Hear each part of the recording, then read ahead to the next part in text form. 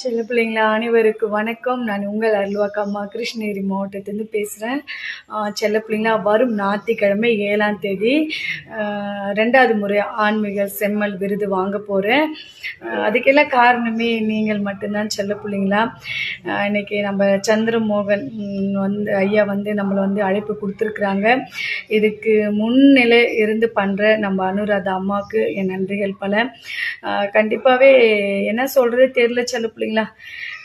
போராட்டங்களை பார்த்து பார்த்து வாழ்க்கையே வெறுத்து போய் நம்ம உட்காரும் போதெல்லாம் கடவுள் நான் இருக்கிறேம்மா அப்படின்றதுக்கு நான் ஒரு சாட்சி. அந்த மாதிரி தான் இந்த அவார்டும் எனக்கு.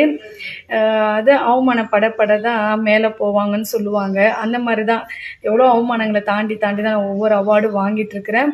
ஆனால் கண்டிப்பாக அந்த அவார்டு வாங்கிட்டு ஐயாவுடைய கோயிலுக்கு போகணும். ஐயாவுடைய கோயிலுக்கு போகணும். சமாதின்னு சொல்லக்கூடாது, அது